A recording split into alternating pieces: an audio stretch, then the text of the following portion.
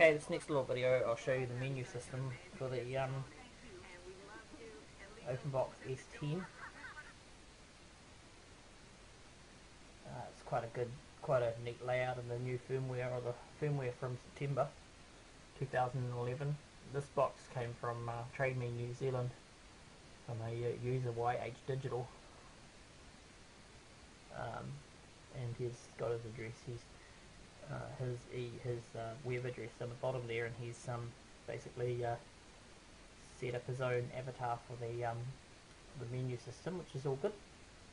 Other than that, the receiver has the typical functionality of the Openbox.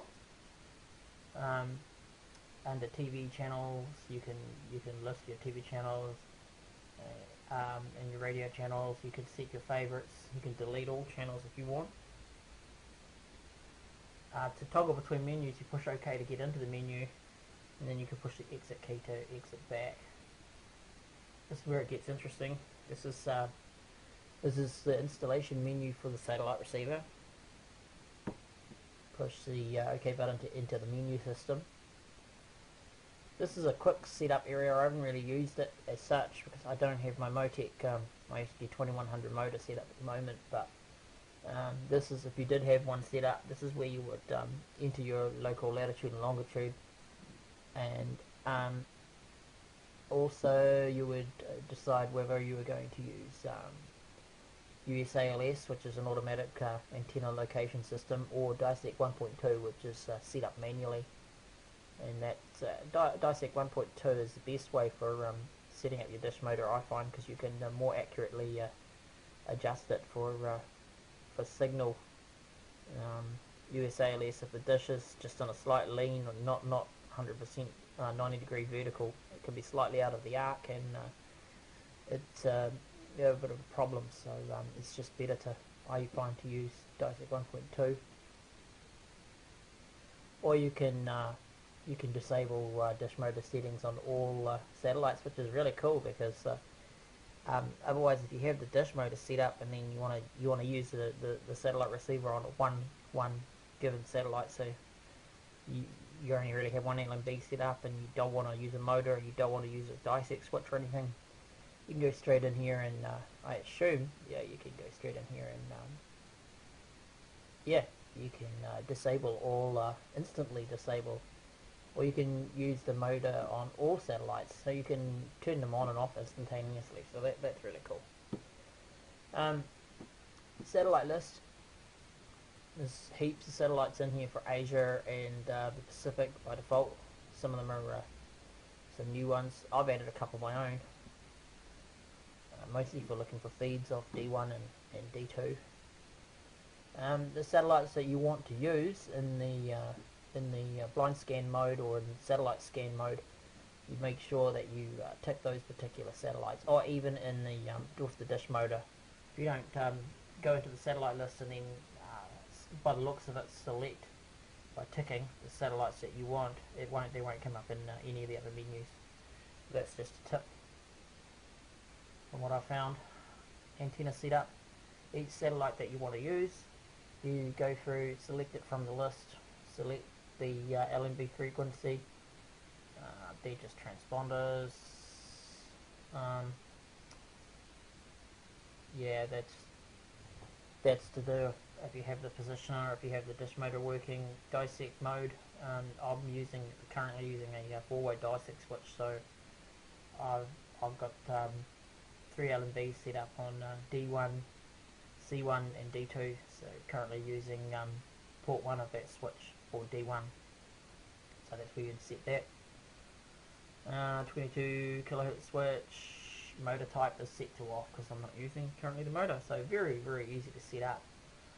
You do that for each satellite that you've selected previously out of the satellite list. You go through and set your parameters for those satellites. This is where you do a scan. We'll do a scan here for Optus D1. We'll do free-to-air only. We'll do only TV channels, and we'll do a quick blind scan. You can't do a manual scan in here. Most receivers allow you to do a a manual scan of each transponder. You can do a preset scan, so that's every transponder you've got loaded for each satellite. For the satellite selected at the top there, you can scan the preset transponders you've got in there. Blind scan, that's going to quickly blind scan over the satellite and pick up any new activity. Good for finding your feeds at the lower symbol rates. Accurate scan, that's still blind scanning, but it looks like it's a bit slower and a bit more meticulous about how it goes through it. So we'll just go to blind scan here and we'll do a quick search on D1.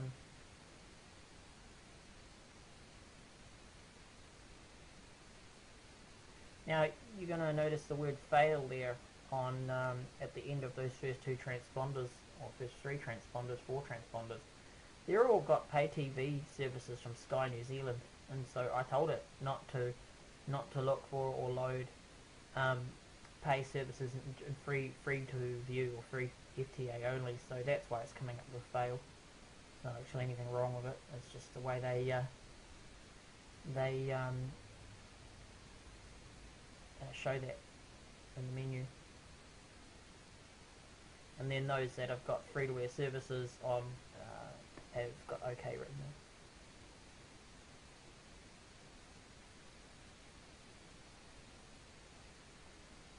So I'll let it go through in real time. It's reasonably quick. It's a lot quicker than my Ultra Plus 680.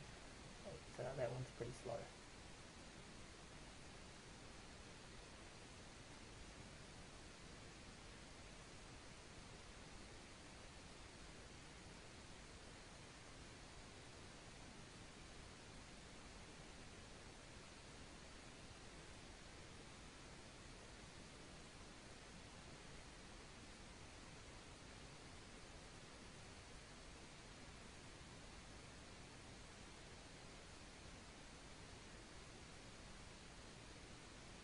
So it looks like it takes a couple of minutes to go through and scan the transponders, and here it's finally finished. So it's not us. Yeah, it's pretty reasonable speed for blind scanning. If you do want to scan just a single transponder, I found a way to do it.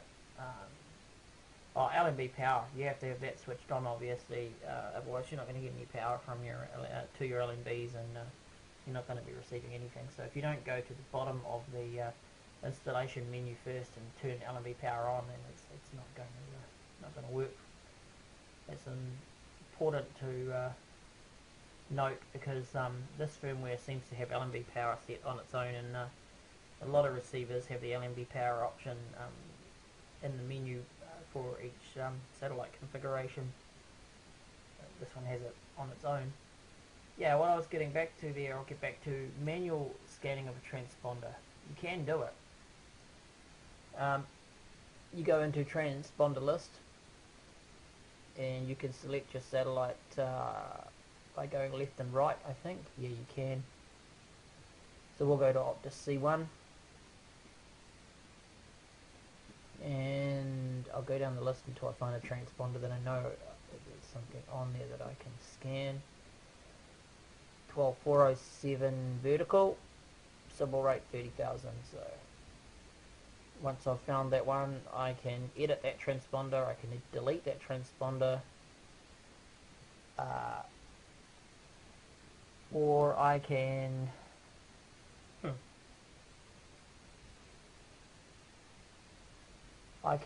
search the transponder. I'm just looking here, I just saw, it's a bit hard to see.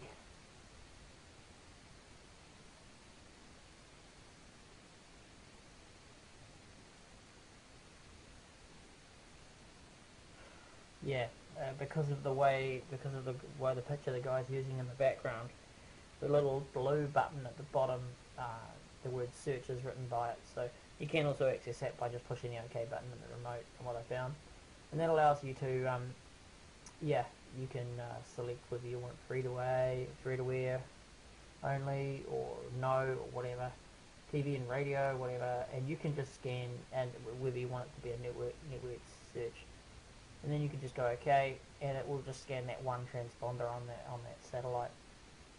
So yeah, that is easiest way to, from what I can see, to scan those. Oh, it's done a couple of other extra ones, huh? But I would say that those transponders don't have anything on them.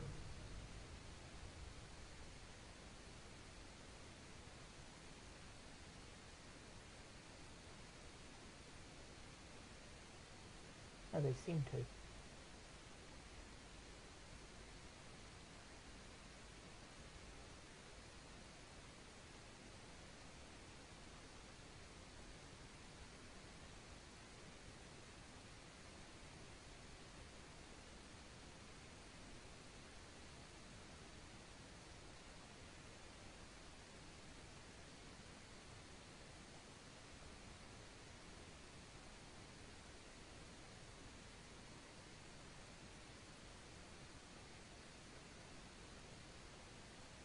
Just want to try something here a minute. I noticed something interesting there. If I did a scan,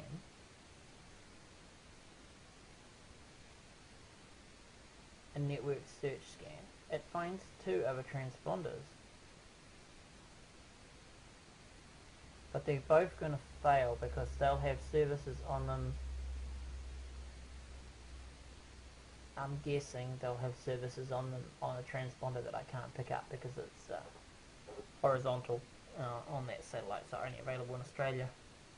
But it still picks up the network information for those transponders. Interesting. So yeah, it's quite an easy receiver to use once you get the hang of it. I find it real cool. Okay, and then last but not least is go back. Like I say, I've created my own list of channels here.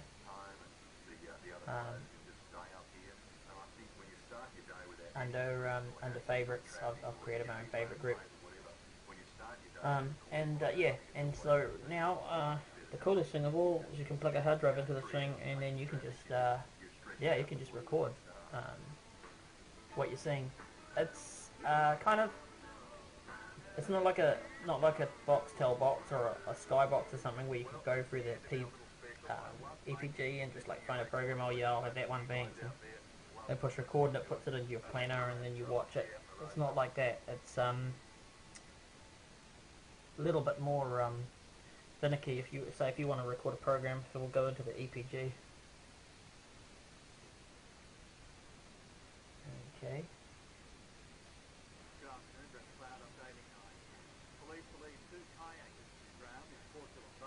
It doesn't want to let me. Wait a minute. Why has it done that? Still getting to know this receiver.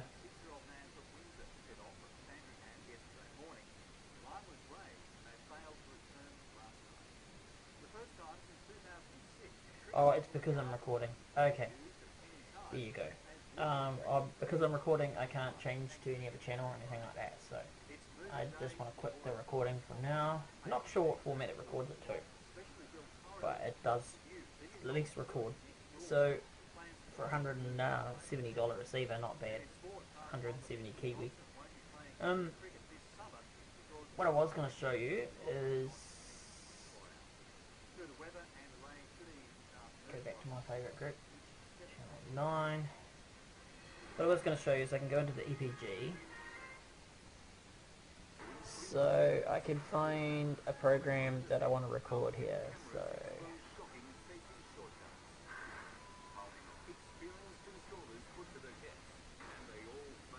So there you go, 9 afternoon news. I want to record that. So the only way I found to do that, if I push time, what does that do?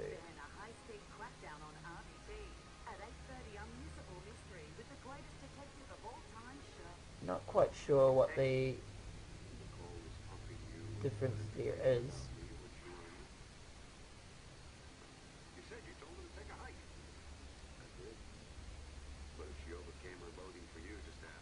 about me.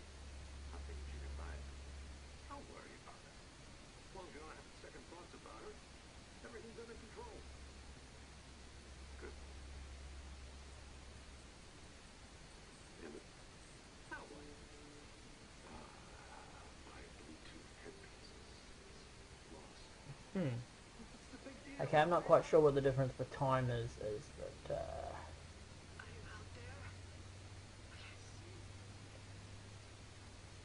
You say, Uncle, I'm saying. I'm out of Australia. Just don't let me die here. the view. Hello? Somebody's here.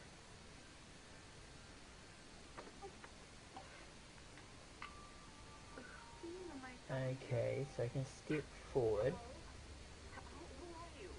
Hello? and then I can step back. Oh my gosh. I'm hearing Vivian Ellen's voice. She's asking for help. Okay. 9 afternoon news. Right, so I can highlight that. Doesn't seem to allow me to do much. I talked to my son. Hmm. And I figured it'd save you to get up.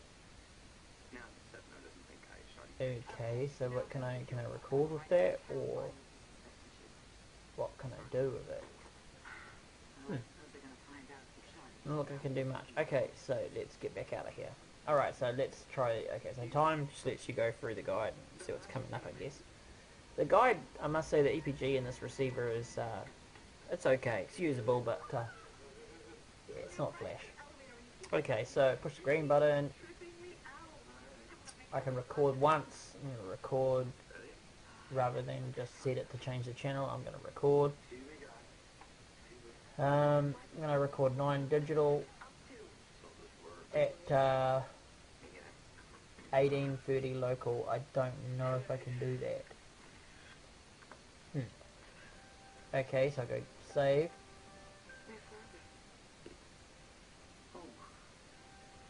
I can't because like I already have a program to record at that time. So that's not going to work. So back out of there.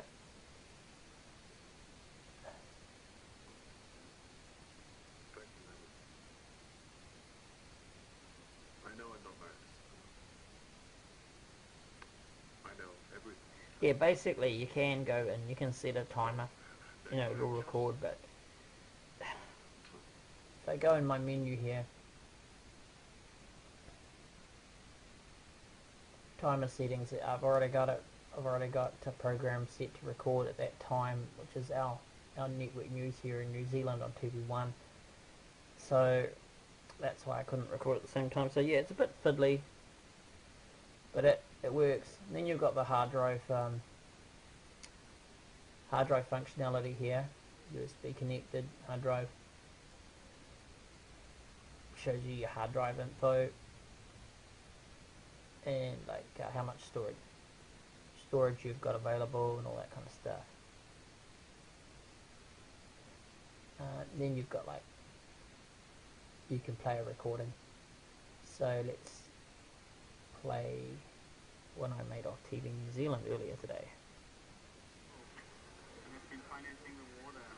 Okay. And it's a big problem for the mobile industry as such. So I can take you to. So then you can like yeah, you can do that. So you can like record stuff onto a external hard drive. Then just play it off and then push stop to stop. Go back to the menu. Push exit to exit the menus. So what you could do is you could. It also does time shifting. So like you can leave it record. You can just walk out of the room. Yeah, you can just pause it. But you can just pause it like this, and then you can just yeah, go and have a cup of coffee, which I'm going to do right now, and then 5-10 minutes later come back and watch TV where you left it off. So pretty cool functionality for something that cost $170, eh? So not bad.